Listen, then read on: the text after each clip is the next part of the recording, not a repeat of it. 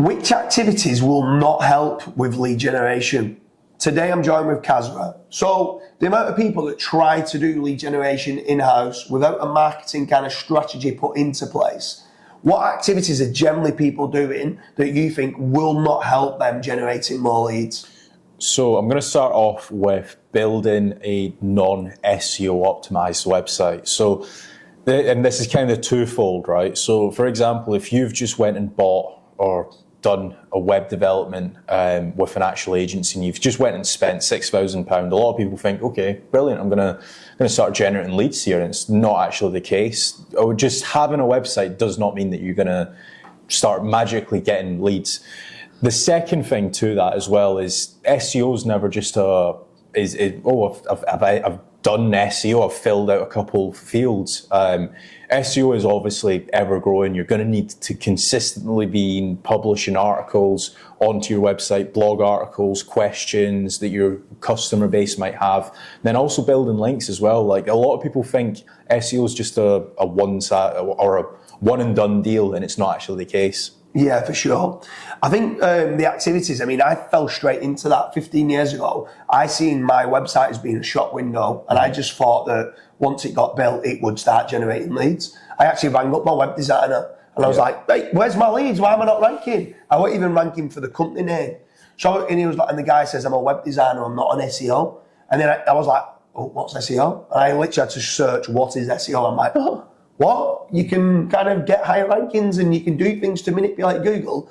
For me, it was like mind-blowing back then. I'm like, oh my God. Yeah. Obviously, roll on now 15 years, I've become addicted to SEO and I absolutely love it, but that's by the by. So what other activities are people doing wrong for lead generation? So I would say targeting the wrong audience. So a lot of people, this might sound a bit strange to some people, but they don't know who their ideal customer is. So for example, if you're trying to sell life insurance to somebody like that's 19 years old, right? It's probably not the right demographic. But if you're selling, for example, life insurance to somebody that's buying a house, right, you're getting there. Yeah. So understanding who your ideal customer is. Yeah, the right time and the right place for the right person. Yeah. Like you've got to understand, like you said, who your demographic is, of who your ideal, because not everyone will be an ideal customer. And if they can understand that and understand, okay, I feel I'm going to get better average transactional value and lifetime value out of this type of client, obviously they can target that a little bit more. But other activities that will not help lead generation, just cold outreach without any personalization. The amount of people now that are just doing cold email outreach, and it's just like, do you want to buy double glazing windows? And they're not even a homeowner. And you're like, well, what do you want me to buy them for? Do you know what I mean? So again, it comes back down to the right audience at the right time. Try to understand that just by doing cold email outreach with no personalization, it's just not going to work for your lead generation strategies.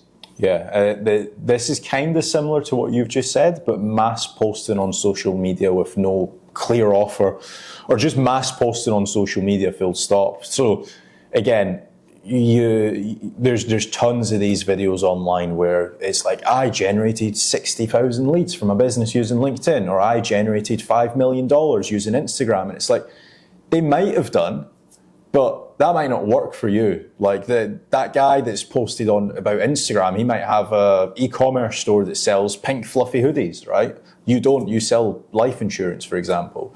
So understanding what social media is actually working for your competitors is also important as well. But again, when you're doing any form of social media, like, what's the intent? Like, for example, we're doing this video right now, and the intent is to help people with better lead generation. But if we were just talking about, I don't know, just a random fluffy video, and it's just us blabbing on for 45 minutes, nobody's actually going to really enjoy that video. Nobody's going to get anything out of it. Yeah, it's crazy how many business owners I've spoke to over the years, and they've had a business mentor. The business mentor says, you need to post a tweet every single day, and you need to post on LinkedIn every day and on Facebook every day.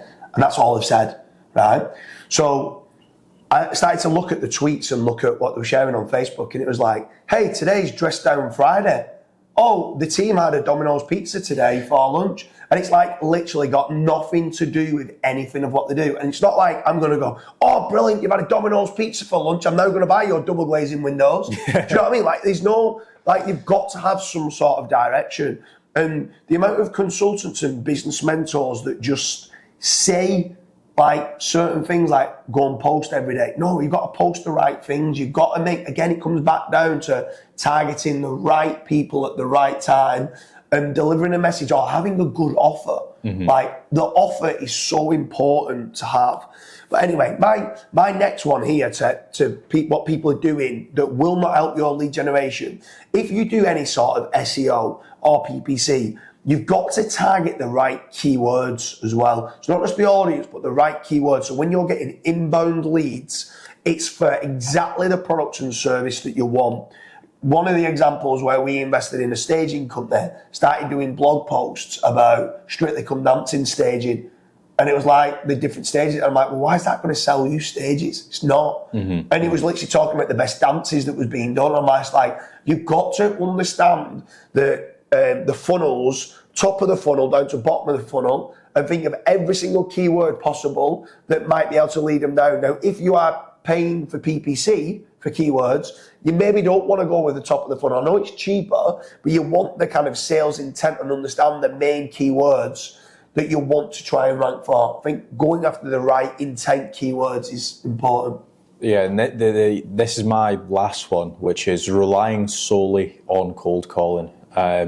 So again, cold calling definitely does work. I'm not going to hate on it, but focusing on inbound and not outbound. So try to get the leads to come to you as opposed to you chasing for the leads. Like there's so many people that would absolutely crush it when it comes to inbound inquiries and inbound lead generation, and they're just focusing on like hard selling people on outbound. And now outbound, it definitely is really rewarding when you do close that 785th call that you've done for the day. But obviously try to get more inbound actual inquiries for your actual business. So we hope you like the video of which activities will not help your lead generation efforts. Is there anything that you're doing at present that's not working, that's not helping your lead generation? Leave a comment in the comment section.